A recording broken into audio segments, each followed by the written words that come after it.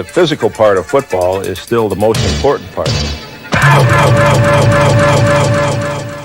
When you have two teams that know what they're doing and two teams that have great athletes on both sides, then usually the game is decided by the team that hits the hardest. Before you can do anything in football, you've got to be able to move from spot A to spot B to hit somebody. Now, once you get there, you want to get there with the most velocity and the most power and the most impact. Take it.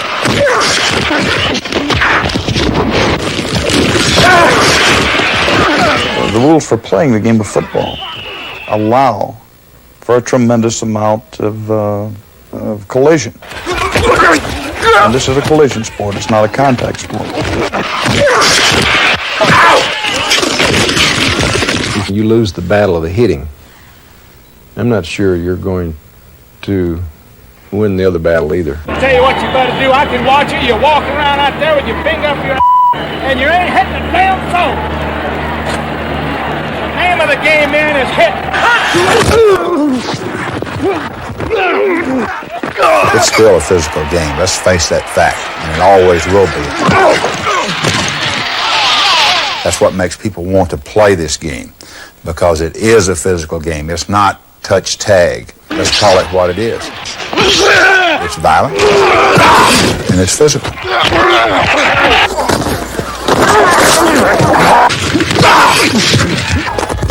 When a guy gets hit and his headgear pops off, that's part of the game. And that's what people pay money to go see, the great hits.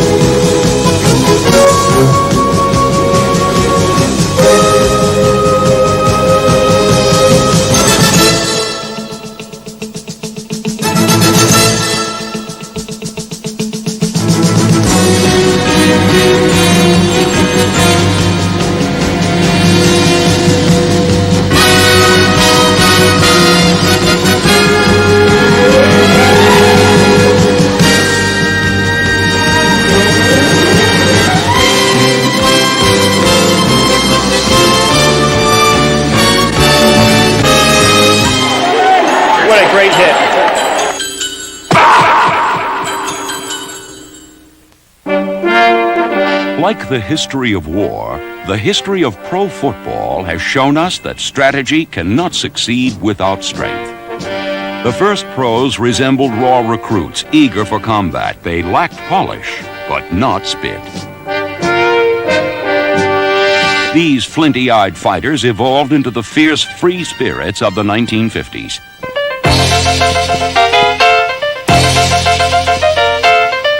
While the wild-eyed warriors who played the game were often defanged, they never lost their taste for contact. And like a popular rock and roll song of the period, pro football featured a whole lot of shaking going on.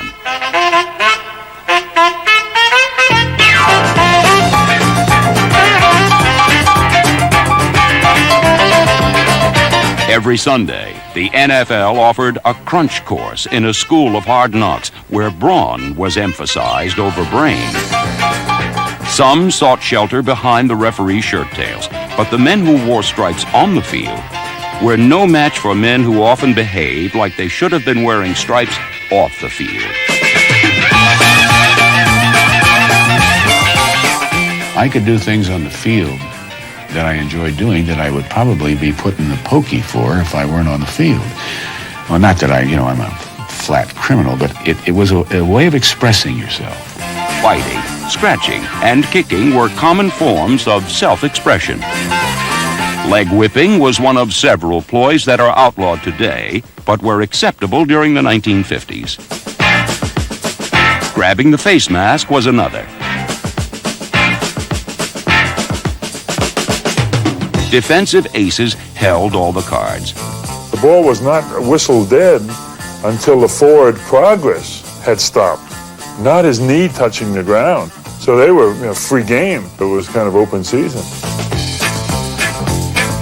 If they fell down and were rolling and scratching, trying to get some yardage, they would open up on it. That was the only enjoyment linemen would ever have during the whole game. From the 1950s to the mid-60s, the NFL was not exactly a league of gentlemen. Many players had served in World War II or Korea, and most still had plenty of fight left in them.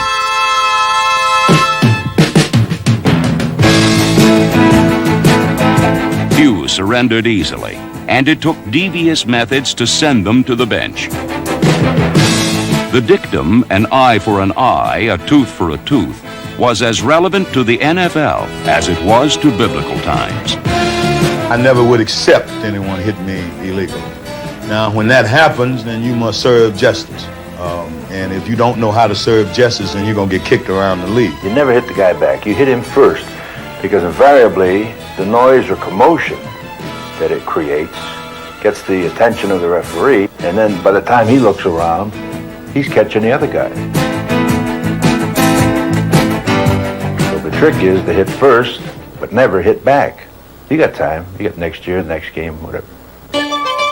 Like guided missiles, players carried heavy payloads, and they used their bodies to launch retaliatory strikes with devastating effect.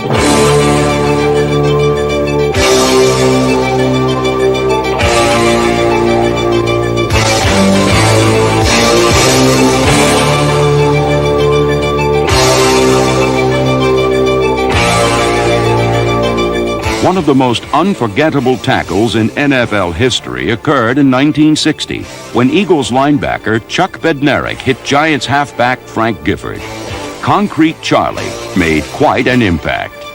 Bednarik's hit on Frank was the greatest tackle I've ever seen. I mean, you know, I used to stay up at nights thinking about hitting a guy like that. Frank was not looking at Bednarik. He should have been looking for him because Charlie could hit, and something's got to give, and it was Frank.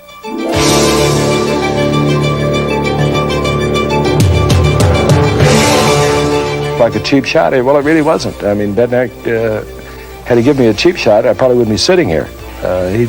He's just a good, solid football player, and a great football player. During the 1950s, football players had to be solid in order to remain standing in a savage world where only the strong survived. There wasn't that much dirty play. It was rough. Yeah, they were rough. If they could kill you, they'd kill you honestly. Okay? But nothing dirty. Nothing wrong with drawing a little blood here and there, you know, what the heck.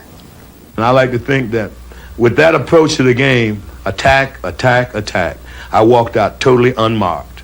And I think that record in itself, 14 years in the pros and 4 in college and 3 in high school, is second to none. I have no scratches, no marks, and nothing but a bleeding heart. I think you can coach people to be pretty good tacklers, but I don't know that you can coach people to be great hitters. I think it's an instinct and something that they're born with, that tremendous explosion they have right at the point of impact.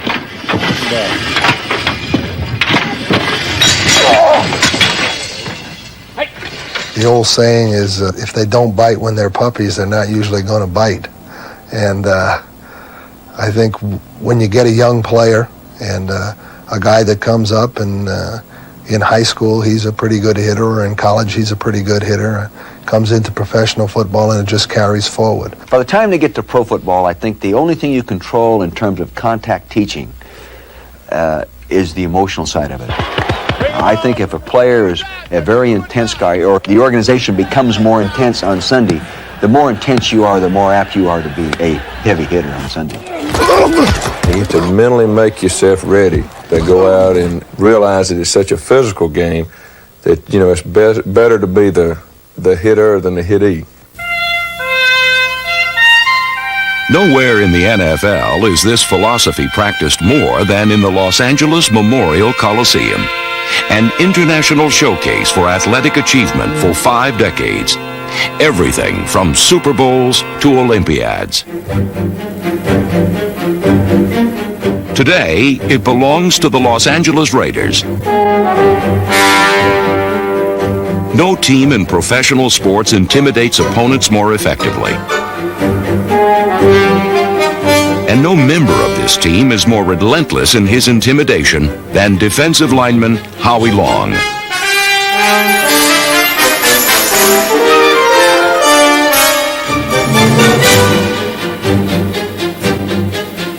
The Raiders, I show up at camp. They didn't ask me to bench any weight. They didn't ask me to do any vertical jumps. They didn't ask me to do any broad jumps. They didn't ask me to hop in a think tank and see how my bad dreams were. They gave me a helmet. You're going to play defensive line, and I started to play.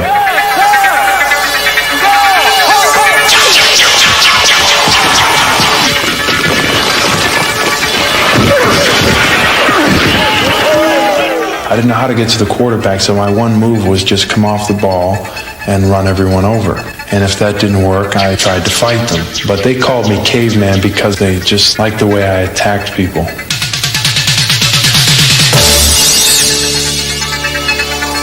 My background in football knowledge was so limited that they would be going over terminology such as out of east eye right, triple slot left. And immediately I started looking around the room like, is anyone else picking this stuff up? Or am I the only one that's not getting this? And it turns out I was like the only one that wasn't getting it. They had to literally take me from square one to where I am now. A surprise second-round draft choice from Villanova has matured into the game's most menacing defensive presence.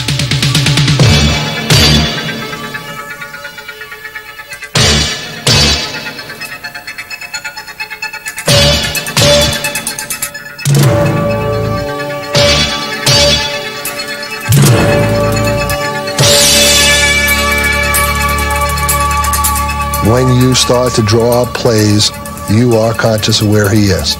And you are conscious of saying, we have to do something about this guy or he may destroy what we're trying to do in the game. He's used at left defensive end, left defensive tackle, nose tackle, right defensive tackle, right defensive end. The most dominant force in defensive football today. No one is immune to his greatness. For Long, attacks from all 5 defensive line positions. Instead of one offensive lineman preparing for me, all 5 have to prepare for me. They never know where I'm coming from.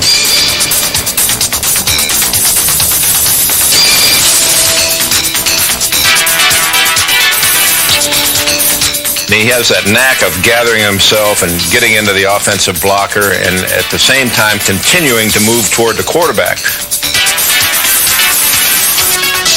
A lot of defensive linemen start playing games with the offensive tackle and they don't make progress toward the quarterback. But everything that Howie Long does is done toward the quarterback. The ultimate team player, Long often ties up a trio of enemy pass blockers to make way for a teammate.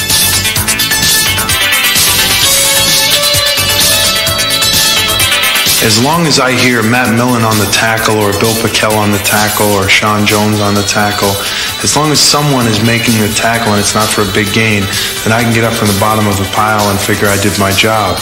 You can be a total player and an unselfish player and not necessarily a big statistical player and be a success and be considered to be one of the best at what you do. Here's the rush. He's hit as he throws. Intercepted by Stacey Turan. The 25, the 30, the 40, left side 50, down to the 40, down to the 30. Nobody close. All the way. Touchdown Raiders!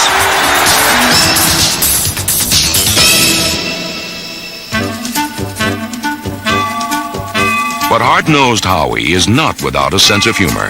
Take, for example, the time he invaded the Seattle Seahawks offensive huddle and walked off with their water bottle. I was a bit frustrated, and our water boys are like, the rest of the team. They're just, they were probably talking to someone up in the stands during the timeout, and we hadn't gotten any water out. So I walked into their huddle and took their water from their water boy and said, give me that bottle. They really don't deserve it. They hadn't done anything today. It was all in a joke, really. They kind of liked it. For Howie Long, the thrill of the kill is secondary to the challenge of the chase. I haven't seen many quarterbacks maiming people, so, I think they're kind of an afterthought. I think the justification and the real moment of glory is when you beat that man in front of you to get to the quarterback. And if a quarterback's not too squirmy about it, I really don't try to hit him that hard. I'm not a violent type of person, you know. I appall violence. It just makes me ill. It's right up there with beats. Ugh. I really just don't like violence, but, you know, sometimes, you know, they hit that switch, you know, and it just, I get that kind of, they call it Howie time. My teammates call it Howie time, you know, and I kind of get that faraway look where I see through people.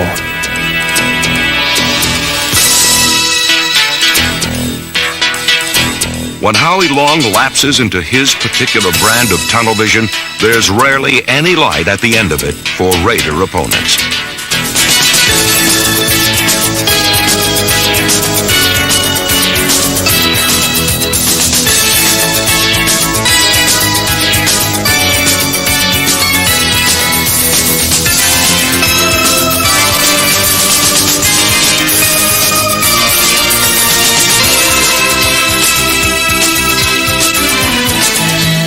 He's a guy that you hate to play against him, but from a coach's standpoint, you admire the guy and just wish he was on your football team. Elway setting up. Big rush coming. He's buried for the third sacking of the day. Might have fumbled. He did. Raiders recover. Raiders recover. Elway was just snowed under. There was too much defensive push. If you take everything into consideration, both run and pass, Howie Long is the best defensive lineman in football. Howie Long, quintessential crunch time.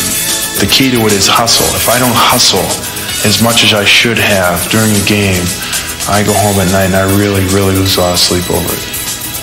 I like to think of myself as being relentless. You know, I like to be thought of as being that way. Relentless. I like that word. A pro football field is a crunch course that is filled with danger zones. In football, it's knock the man down or be knocked down, especially for the fearless hitmen who cover kickoffs.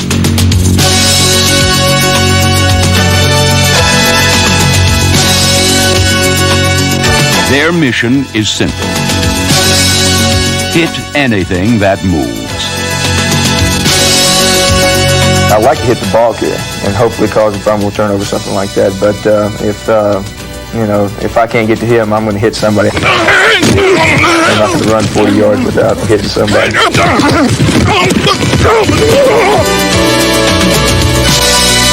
When you get hit by these guys, it's like getting hit with a freight train. These guys know how to put every ounce of energy and force behind their tackle or the blow they deliver. 1 yard line, kids up the middle behind the wedge. The 15 is heaved, ridden down. I think there's an awful lot of courage involved. But I like to go back to the men of the 101st and the 82nd Airborne. They said, describe courage. And they said, they're the guys that are afraid, but they go anyway.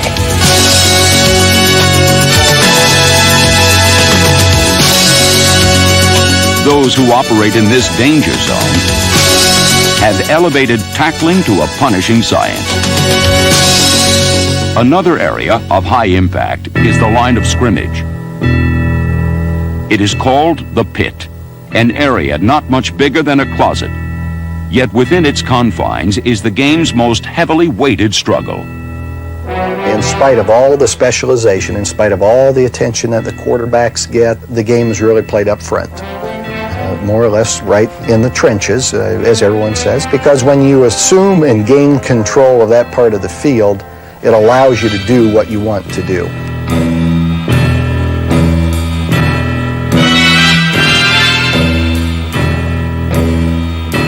It's not so much who gets across the other side the first, it's the force and the power and the balance and the ability to dominate the man after you make contact.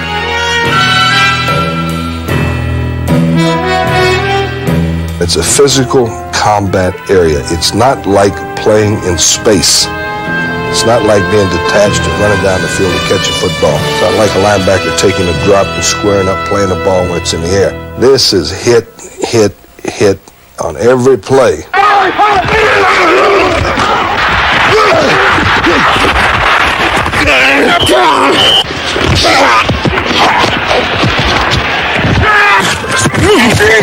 But offensive players are like brain surgeon type. They're very careful and they think things out. Defense, you're a step behind. You have to be over aggressive. You have to attack this man. Keep taunting him, come at him, and then go. Once you get clean and you see this quarterback, you don't carry anything else around. You go right for him and get a good grip on him.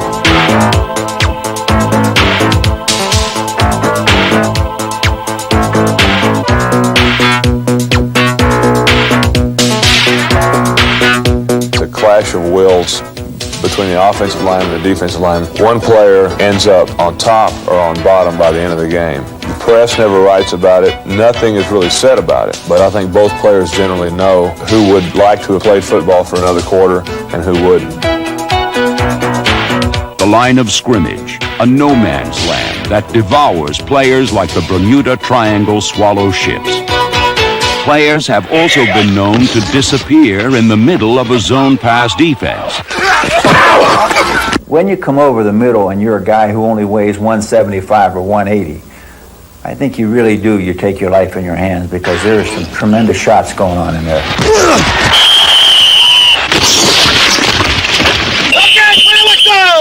A person individually names his certain area. I call it the pay dirt area.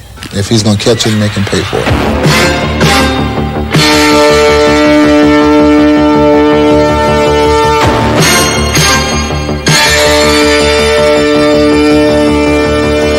There's just a certain knack that we have where we can just anticipate when that ball's going to hit his hands, and then we're going to make contact right as soon as it touches his hand.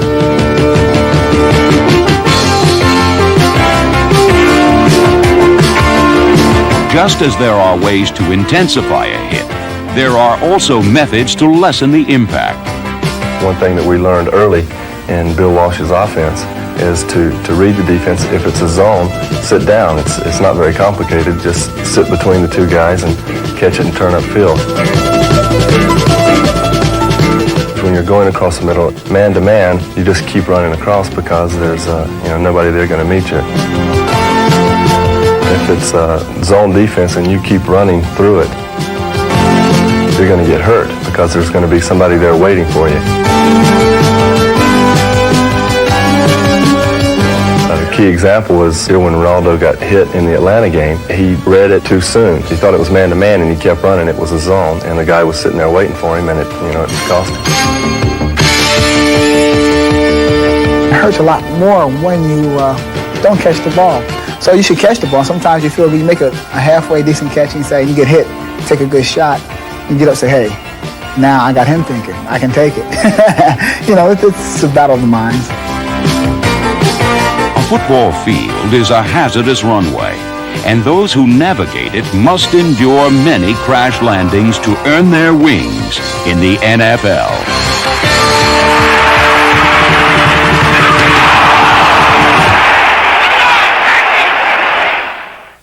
Well, a critical part of football is hitting the other man before he's ready for it. And it's just like boxing. If you can beat the man to the punch, even if it's by a quarter of an inch, you've got him beat. So if you're beating the other man to the punch, you're going to win.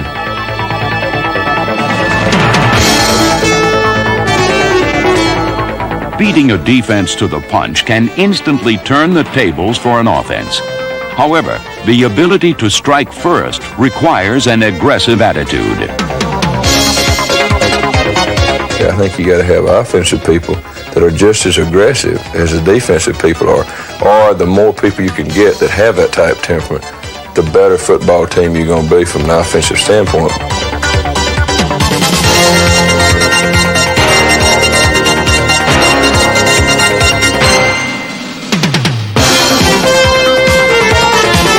A rampaging offense can ravage a defense. More than that, it can incite victory.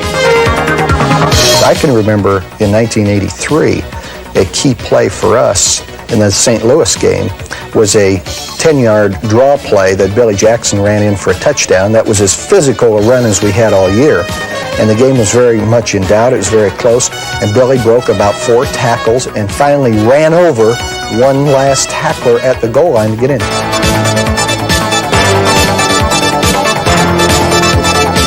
That particular run changed the game for us. It really changed, and it was a physical type play. The ability to run with thunder instead of lightning made number 39 Larry Csonka the game's premier power runner during the early 1970s. When all else fails and it's obvious it's going to come down to a direct physical confrontation, I always thought it reflected a higher degree of intelligence to do the inflicting first.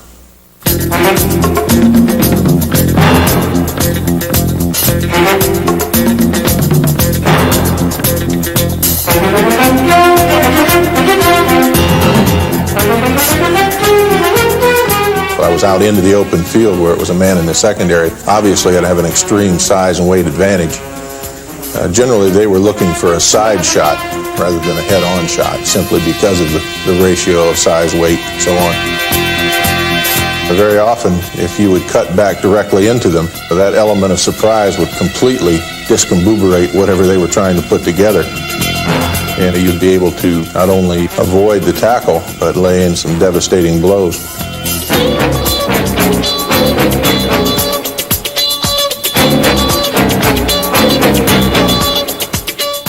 I liked that style. I won't hide that. I preferred to run inside. My playing weight went from 235 in the early 70s to 250 or 255 in the latter part of the 70s because I was running inside. And it was kind of fun to meet head on.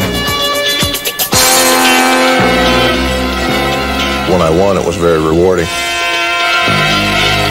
I didn't like it when I lost that battle.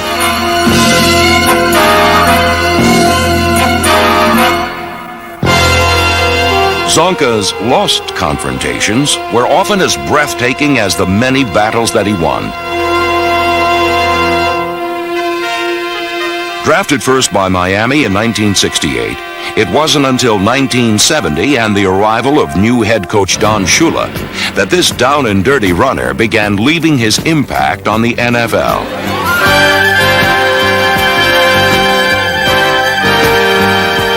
Shula quickly found ways to exploit the Csonk speed and quickness, both of which were uncommon in a runner so large. And not since the days of Bronco Nagurski had the NFL experienced a runner with such punishing, tackle-breaking power.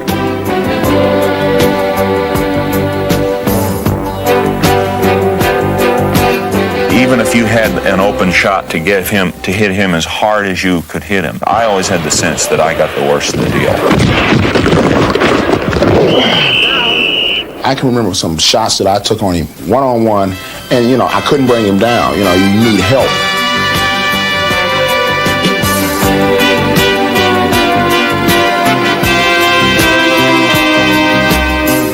It's like trying to catch a runaway truck on an incline. When you see a bus and you put it on the side of a hill and you didn't put your emergency brake on it and it starts to roll, you're trying to grab it and there's no way.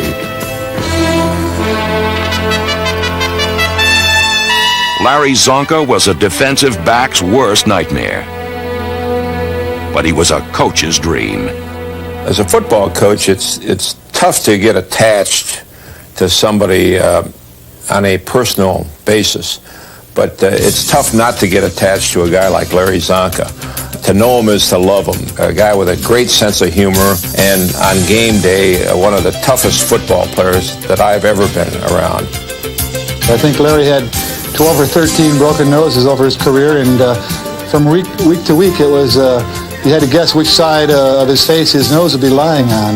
I don't know why you bring my nose up. Is there something wrong with my nose?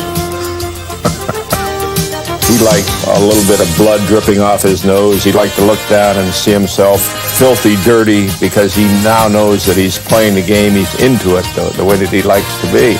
And the bigger the game, the better this guy played. In 1971, Larry Csonka personally carried the Dolphins to victory in the longest game in NFL history. 1 year later, Csonka's unrelenting power propelled the Dolphins to a victory over the Redskins in Super Bowl VII and a perfect 17-0 season. In 1973, Zonka capped off the Dolphins' second straight World Championship by earning Most Valuable Player honors for Super Bowl VIII. Throughout his career, Zonk played fullback like a horse plows a field, doggedly, with a high pain threshold, and with great determination. But I took a lot of pride in being a power running back. I think had I not had that little bit of speed and body control or whatever it was, that I would probably ended up a middle linebacker. I know Dick Butkus, and he kids me about that on occasion. I don't see him too often anymore, but 10 years ago, back before he became a famous movie star, I managed to see him once in a while. It was interesting, back then people called him Zonka. Now people ask me if I'm Butkus. That bothers me. Larry Zonka played pro football the way it was meant to be played from the beginning. But no other runner has powered down this crunch course quite like Walter Payton of the Chicago Bears. Since this country first transformed rugby into football more than 100 years ago, no runner has run as far or punished more defenders than Walter Payton. I enjoy the contact of the game. That's why I was brought up. It's a hitting game, and my position calls for not being hit. When they hit you as hard as they can and then you pop back up, then they go, oh my God, I tried to kill this guy and I didn't hurt him. I just might as well, it's going to be like this all day. I just might as well just tackle him and get him down. Just getting Payton down has never been as easy as it sounds.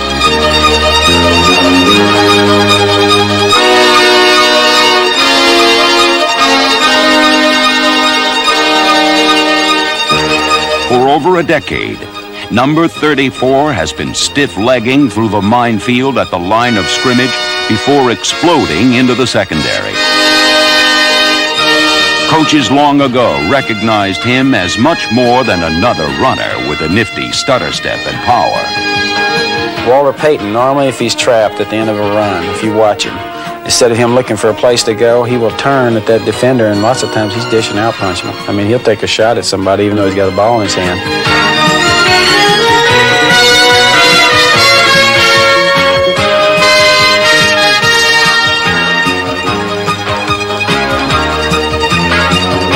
He's one of these guys that says, I'm going to get you before you get me. And that's the way he plays. It's always within the rules. He just is going to get every inch he can. He doesn't like to run out of bounds with the football, and he's going to make the guy tackling him pay the price. And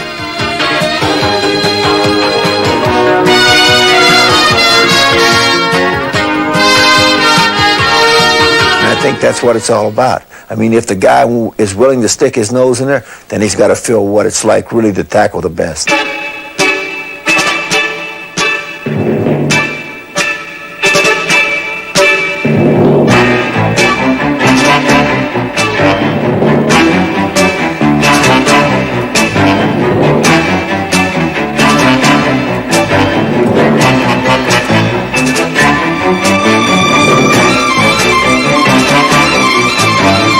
Payton's off-season workouts are so grueling, they take over an hour to complete and more than a day to recover from. The NFL record book may never recover.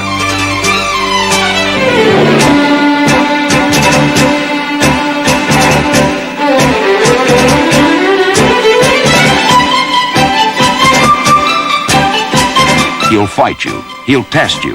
He'll give you his best and see what you've got for an answer. He's the King of Hearts.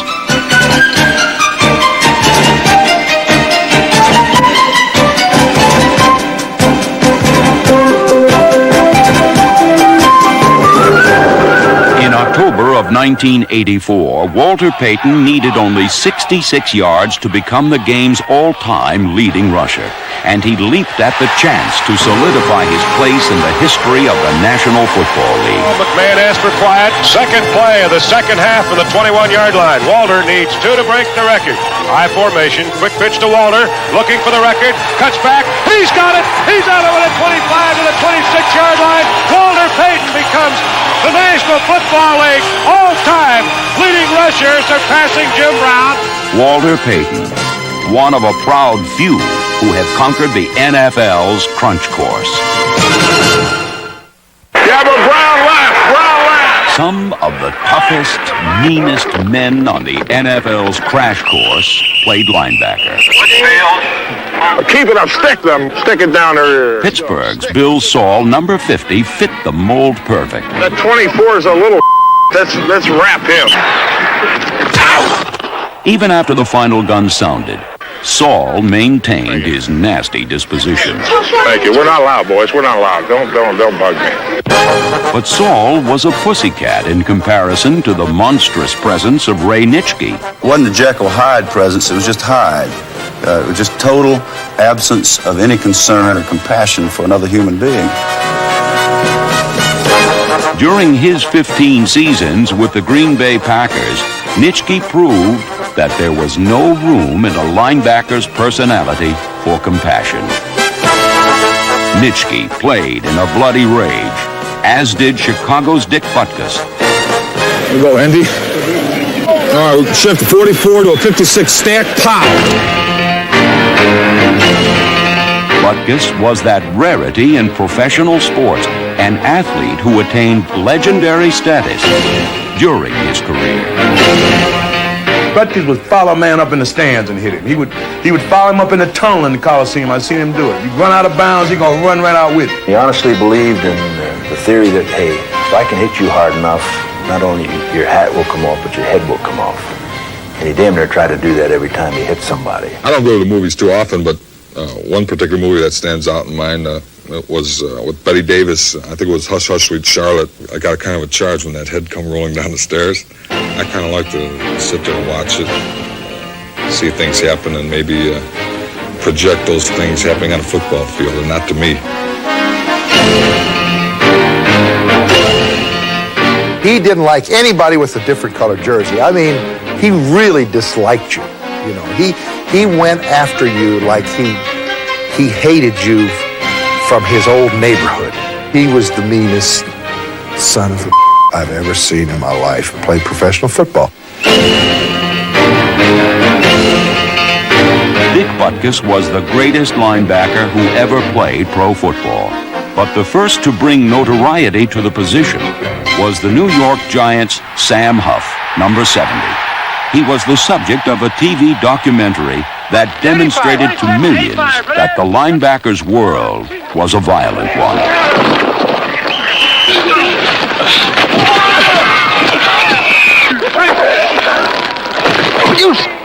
What do you do that for, 88?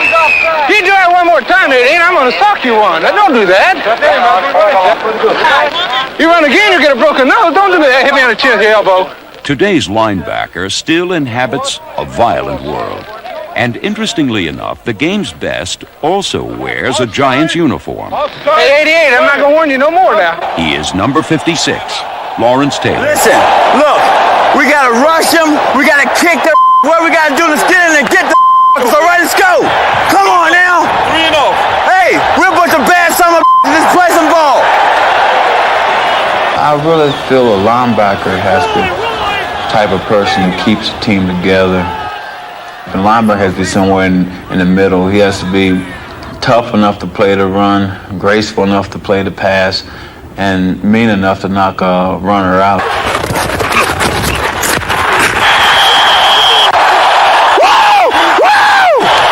Just knowing we have to go out there and play is good enough for me to get ready to play a game. You know, I enjoy it, and that's what I look forward to every Sunday is going out there and playing football. Taylor not only terrorizes opponents, let's go, he intimidates them. Yeah, stick.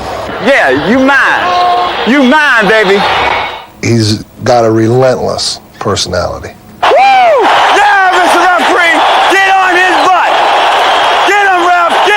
He will stay on you, and he will stay after you. Hey, come on, baby. You can't pussyfoot up in there. You got to run it.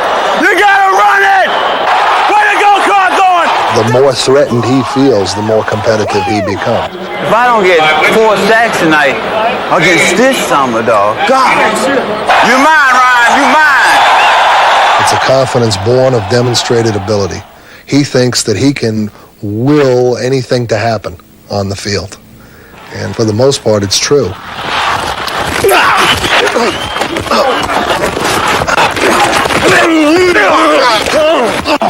Homeboy, we can't play that stuff over here. Y'all gonna have to go to the other side. Lawrence Taylor's probably the best defensive player in the game, and you have to game plan to stop him. There's no doubt about it that he is that kind of player. You have to be ready to play against him. They grab him. They push him. They hold him. They double team him. And there are some who don't go by the book when trying to stop him. Leg with my and that's something. I'm gonna break his neck. He wait till Hey, Shula, you better hope I never get back in there. I'm gonna kick your And Lawrence Taylor can make good on a threat. Don't get up. You didn't have to do that. Hey, you just play, baby. Just play. He's changed the game of football because he's just so dominating. It used to be that you say, well, our back blocks him, and we go ahead and throw the pass. If you get a back block in Lawrence Taylor, you lose. You're going to lose a ball game, and it's been proven. He's beaten a lot of people. They start out blocking him with the back, and they move to a guard, and then they put the tackle on him. He runs over all of them, and he continues to run clear to the other side of the field and chase the play. You know, you expect the guy to dog it once in a while, you know, loaf from side to side, give up on a play, but he just does not do that.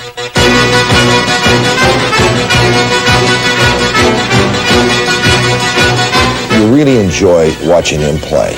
I mean, he is a real joy to watch because the guy goes 150%.